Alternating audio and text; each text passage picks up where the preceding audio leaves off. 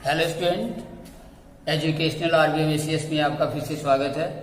हम ईश्वर से हमेशा प्रार्थना करते हैं कि आप लोग सफलता प्राप्त करें, आपकी मनोकामना पूर्ण हो, और इसके लिए हम लगातार प्रयासरत हैं। यहाँ पर जो भी वीडियो आप लोगों के लिए प्रोवाइड किए जा रहे हैं, हम आशा करते हैं कि वे सभी आप लोगों के लिए वरदान साबित होंगे और उससे आप लोगों को कामयाबी प्राप्त होगी।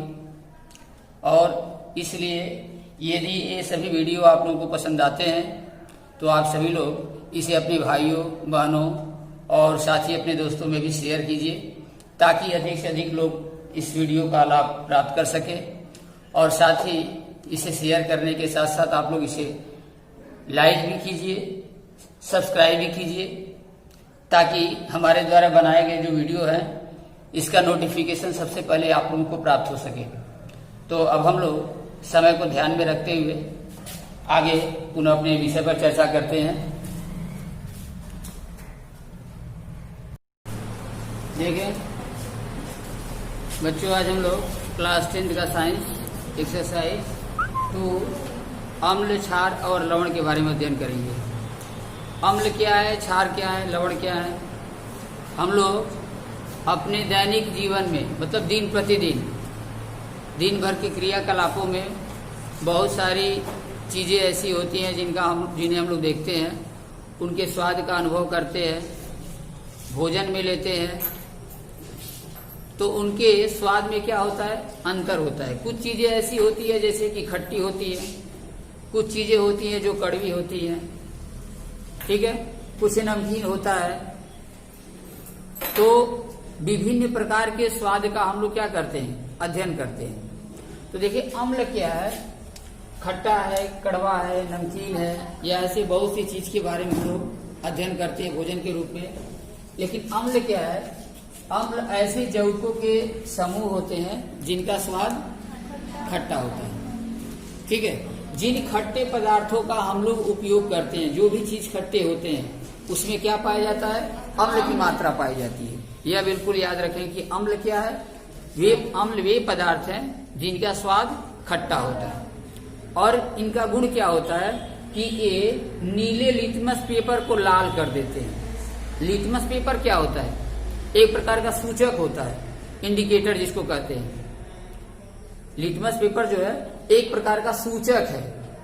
सूचक जानते हैं ना, सूचक वे पदार्थ होते हैं जो अभिक्रिया में पता लगाने के लिए, पहचान करने के लिए, किसी यौगिक का पहचान करने के लिए उपयोग में लाए जाते हैं, उसी को सूचक कहा जाता है, इंडिकेटर। जैसे कि मान लें हम लोगों के घरों में, सबके घरों में बोर्ड लगा हुआ है, बोर्ड लगा है ना, और बोर्ड लगा रहता है तो बोर्ड में क्या देखते हैं कि एक रेड रंग का इंडिकेटर होता है। लाइट जो आएगी तो रेड वाला इंडिकेटर हमेशा जलता रहता है।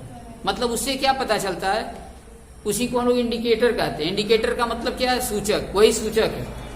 उसके देखने से हमें पता चल जाता है कि हमारे घर में फैन चल रहा हो, बल्ब या न चल रहा हो, बल्ब जले या न जले, ठीक है। मान लो बल्ब भी बंद है, हमारा ऑफ है, फैन भी हमारा ऑफ है, लेकिन इंडिकेटर क्या होता है, हमेशा ऑन रहता है। तो उससे क्या होता है, हमें ये सूचना मिल जाती है कि हमारे घर में बिजली है या नहीं है। उसी तरह से जो लिटमस पेपर होते हैं वे सूचक का कार्य करते हैं। अम्ल और क्षार की पहचान करने के लिए इनका उपयोग किया जाता है। तो अम्ल का क्या गुण है कि अम्ल जो है नीले लिटमस पेपर को क्या कर देता है, लाल कर देता है, इसकी पहचान है। तो देखिए, ये अम्ल हो गया। अम्ल के हमने क्या बताया, अम्ल के बारे में, वे पदार्थ जो खट्टे होते हैं, इसका सबसे पहले गुण क्या है, खट्टा होता है। और यह क्या करता है, नीले लिटमस पेपर को लाल कर देता है। नीले लिटमस पेपर को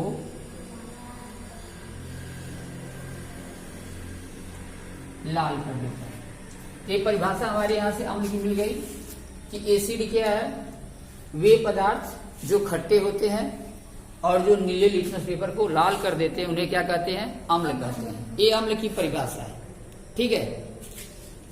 दूसरा, अगर हम लोग क्षार पर जाएंगे तो क्षार में क्या है, ये पदार्थ कड़वे होते हैं, ये पदार्थ क्या होते हैं? कड़वे होते हैं, इनका स्वाद कड़वा होता है। ठीक है, ये क्षार कहलाते हैं जिनका स्वाद कड़वा होता है और ठीक इसके विपरीत काम करते हैं। जैसे यहाँ पर हमने क्या देखा कि ये नीले लिटमस पेपर को लाल कर देते हैं और ये क्या करेंगे, लाल लिटमस पेपर को नीला कर देते हैं। लाल लिटमस पेपर को क्या करेंगे, नीला कर देते हैं। ठीक है, तो ये देखिए अम्ल और क्षार में अगर पूछा जाए कि अंतर क्या है, अगर जिसे पूछा जाता है कि अम्ल और क्षार में मुख्य अंतर क्या है, तो अम्ल क्या है, अम्ल का स्वाद खट्टा होता है, क्षार का स्वाद क्या होता है, कड़वा होता है। ठीक है, पहला हमारा अंतर। दूसरा अंतर यहीं से हमें दिख रहा है कि अम्ल जो है नीले लिटमस पेपर को लाल कर देता है और क्षार जो है लाल लिटमस पेपर को क्या कर देते हैं, नीला कर देते हैं। ठीक है, जैसे साबुन वगैरह हम लोग देखते हैं, साबुन को अगर चखा जाए तो कैसा होगा, क्षार के रूप में होता है, कड़वा होता है, तो क्या होता है, क्षार होता है। ठीक है, खट्टे में भी विभिन्न प्रकार की जो भी चीजें खट्टी होती हैं, सब में अलग अलग प्रकार के अम्ल भी पाए जाते हैं। जैसे जो भी हम लोग खट्टे पदार्थ जो हम लोग यूज करते हैं, सब में अलग अलग प्रकार के, जैसे देखें सिरका हम लोग यूज करते हैं खाने में, सिरका जानते हैं ना, सिरके में एसिटिक एसिड पाया जाता है, एसिटिक एसिड पाया जाता है, यानी एसिटिक अम्ल होता है। उसी तरह से नींबू देखते हो, नींबू में क्या होता है, नींबू में कैसा अम्ल पाया जाता है, साइट्रिक अम्ल या सिट्रिक अम्ल उसको कहते हैं, साइट्रिक या उसी को सिट्रिक अम्ल कहा जाता है। ये सब याद रखना है। नींबू में सिट्रिक अम्ल पाया जाता है। अगर इमली देखेंगे तो क्या होगा, टार्टेरिक अम्ल, टार्टेरिक अम्ल उसमें पाया जाता है इमली में। और टमाटर में ऑक्जेलिक अम्ल होता है,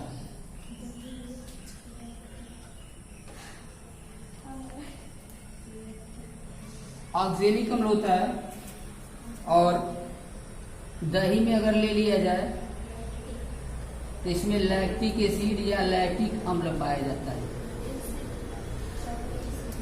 ये अम्ल के प्रकार हो गए, जैसे विभिन्न प्रकार के अम्ल। तो हम लोग अभी यहाँ क्या पढ़े हैं, अभी तो हम लोग अम्ल के बारे में अध्ययन किए हैं कि अम्ल क्या है, ऐसे जैविकों का समूह होता है या अम्ल ऐसे पदार्थ होते हैं जिनका स्वाद खट्टा होता है और ये क्या करते हैं, नीले लिटमस पेपर को लाल कर देते हैं। ये तो अम्ल की परिभाषा के बारे में पढ़े हैं। ठीक है, अम्ल भी कई प्रकार के हैं। अम्ल का मतलब क्या है, एसिड। अब जैसे एसिड कई प्रकार के, एसिटिक एसिड भी है, साइट्रिक एसिड है, टार्टेरिक एसिड है, ऑक्जेलिक एसिड है, लैक्टिक एसिड है। जिसमें हम लोग क्या देखते हैं कि सिरके में, सिरका क्या है, जैसे कि हम लोग गन्ने का रस जो है अगर लंबे समय तक रख दिया जाए तो धीरे धीरे वो क्या हो जाता है, सिरके के रूप में रूपांतरित हो जाता है, सिरका बन जाता है। गन्ने के जूस को अगर लंबे समय तक रख दिया जाए तो क्या हो जाता है, सिरका बन जाता है। ठीक है, तो उसमें क्या पाया जाता है, एसिटिक एसिड पाया जाता है। नींबू हम लोग यूज करते ही हैं, नींबू में कौन सा अम्ल पाया जाता है, सिट्रिक एसिड पाया जाता है। इमली में क्या पाया जाता है, टार्टेरिक एसिड पाया जाता है। टमाटर में क्या होता है, ऑक्जेलिक एसिड पाया जाता है। और दही में क्या होता है, लैक्टिक एसिड पाया जाता है, नहीं लैक्टिक अम्ल पाया जाता है। ठीक है, तो ये सारे जो विभिन्न चीजों में अलग अलग जो है एसिड की मात्रा जो पाई जाती है, जो भी हम लोग खट्टे पदार्थों का सेवन करते हैं। जैसे ये जितने पदार्थ हैं सब में क्या होता है, खट्टापन सब में होता है। इमली भी खट्टी लगती है, नींबू भी कहते हैं कि नींबू का स्वाद कैसा होता है तो कह देते हैं कि खट्टा होता है। संतरे का स्वाद कैसा होता है तो खट्टा होता है। इमली का स्वाद कैसा होता है तो खट्टा होता है। टमाटर भी अगर कच्चा है तो कह देते हैं कि खट्टा होता है। दही का स्वाद कैसा होता है, खट्टा होता है। लेकिन सब में क्या है, एसिड की मात्रा अलग अलग पाई जाती है। सभी में विभिन्न प्रकार के एसिड पाए जाते हैं। इसके परीक्षा के दृष्टिकोण से बहुत ही इंपॉर्टेंट है। ये जो चीज बताया गया है एग्जाम में अक्सर पूछा जाता है कि किस प्रकार के, केवल इसी एग्जाम में नहीं कि केवल 10 में ही, आगे भी भविष्य में हमेशा जो भी प्रतियोगी परीक्षा सब लोग देंगे, जैसे इसके बाद में इंटर में भी पढ़ेंगे, उसके बाद भी अन्य बहुत सारी परीक्षाएं ली जाती हैं। लगभग उसमें इस तरह से क्वेश्चन अवश्य पूछे जाते हैं कि किस प्रकार के सिरके में या नींबू में या संतरे में, इमली में, टमाटर में या दही में किस प्रकार के अम्ल जो पाए जाते हैं। तो इसको बिल्कुल याद रखेंगे। अब आगे चलते देखें।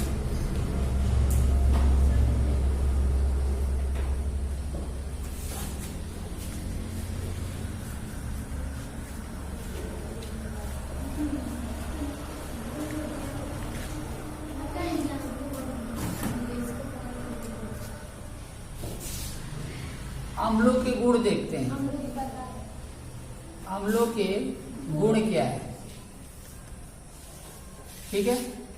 अम्ल के अलग गुण होते हैं, क्षार के अलग गुण होते हैं, लवण के अलग गुण हैं। अम्ल के गुण के बारे में देखते हैं। पहला गुण क्या है इसका कि धातुओं से अभिक्रिया। सबसे इसका पहला गुण क्या है, धातुओं से अभिक्रिया। धातुओं से अभिक्रिया में क्या है कि जितनी सक्रिय धातुएं हैं ये सभी धातुएं अम्ल से अभिक्रिया करके हाइड्रोजन गैस मुक्त करती हैं। जितनी धातुएं होती हैं यानी सक्रिय धातु, जैसे धातुएं तो सक्रिय भी होती है, निष्क्रिय भी होती हैं। हमें सक्रिय धातुओं के बारे में अध्ययन करना है कि जितनी सक्रिय धातु होती हैं, जैसे मैग्नीशियम होती है, कैल्शियम होती है, ये सब सक्रिय धातुएं हैं। कॉपर होती है, आयरन होती है।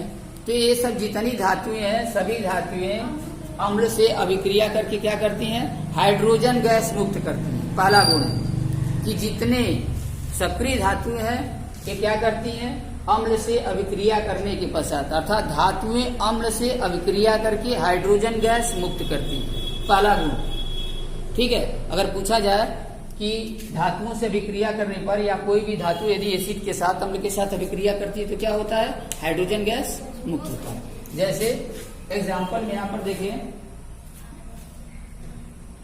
अगर Zn प्लस 2HCl है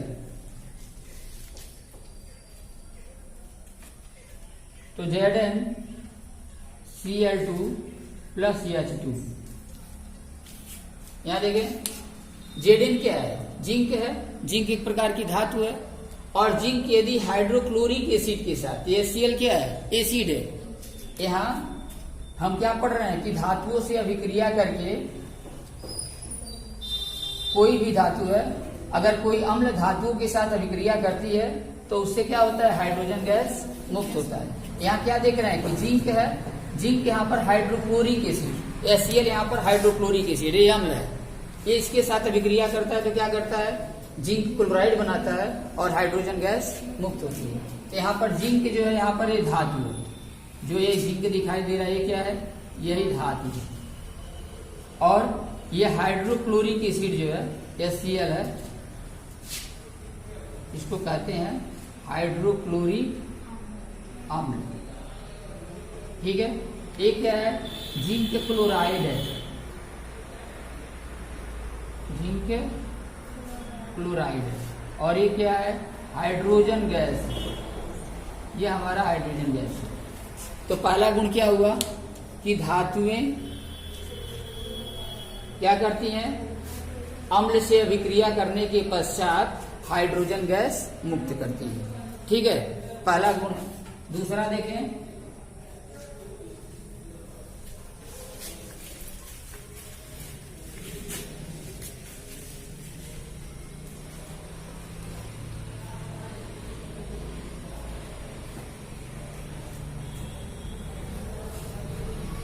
दूसरा दिया है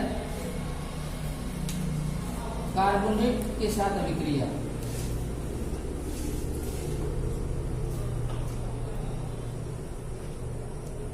कार्बोनेट अथवा हाइड्रोकार्बोनेट के साथ अभिक्रिया।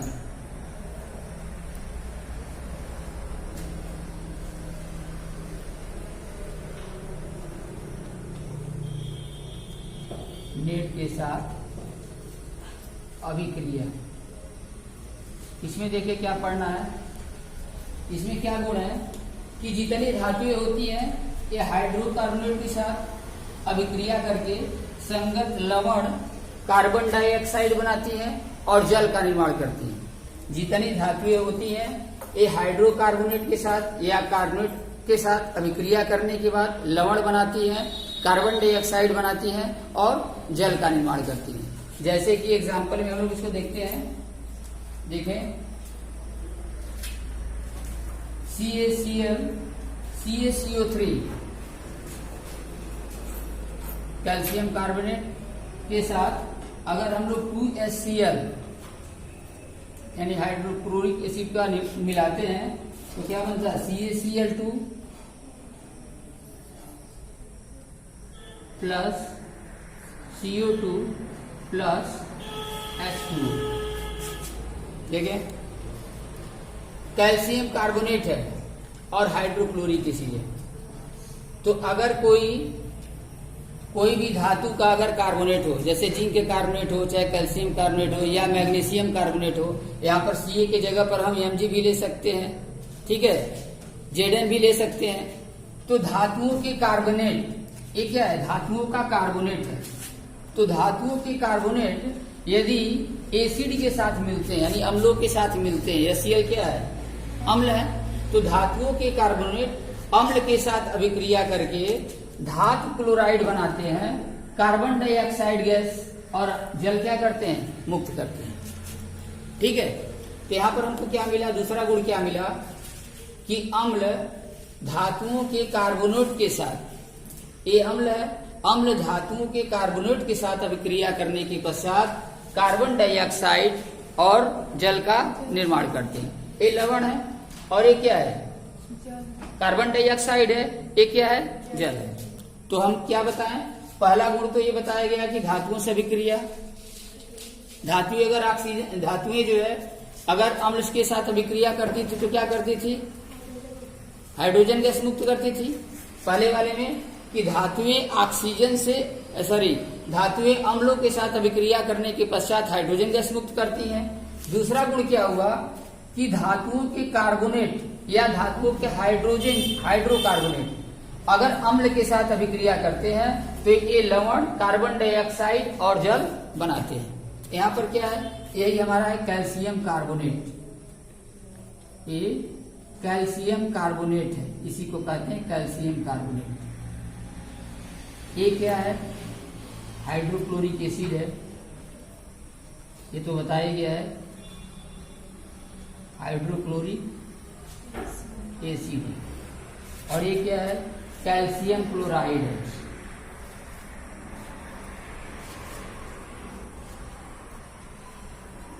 कैल्शियम क्लोराइड है। यह हमारा CO2, ये तो सब लोगों को पता होगा, कार्बन डाइऑक्साइड है। और ये हमारा क्या है, जल। तो दूसरा गुण क्या हुआ कि धातुओं के कार्बोनेट अम्ल के साथ अभिक्रिया करने के बाद लवण, कार्बन डाइऑक्साइड और जल का निर्माण करते हैं। ठीक है, तीसरा देखिए क्या है,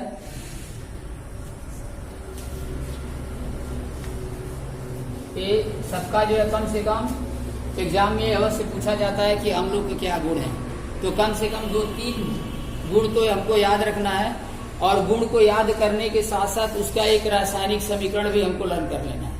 ठीक है, गुण क्या है और गुण के बाद उसका रासायनिक समीकरण। जैसे पहले वाले में क्या देखे हम लोग, इसमें हाइड्रोजन मुक्त होता है धातुओं के साथ अभिक्रिया करने के पश्चात, लेकिन कार्बोनेट अगर हम लोग के साथ अभिक्रिया करती है तो कार्बन डाइऑक्साइड मुक्त करती है और जल मुक्त करती है। अब तीसरा देखिए हमारा क्या है, थर्ड में दिया है धातु ऑक्साइडों के साथ अभिक्रिया।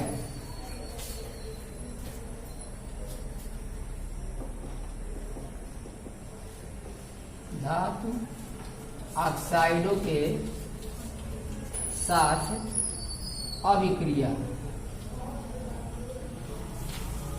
तो देखिए इसमें पढ़ना है कि अम्ल जो है धातु के ऑक्साइडों के साथ अभिक्रिया करने के पश्चात क्या होता है।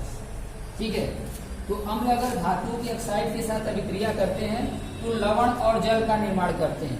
कोई भी अम्ल यदि धातु के ऑक्साइडों के साथ अभिक्रिया करता है तो लवण बनाता है और जल बनाता है। जैसे CaO कैल्शियम ऑक्साइड है, यह अगर 2HCl के साथ अभिक्रिया करता है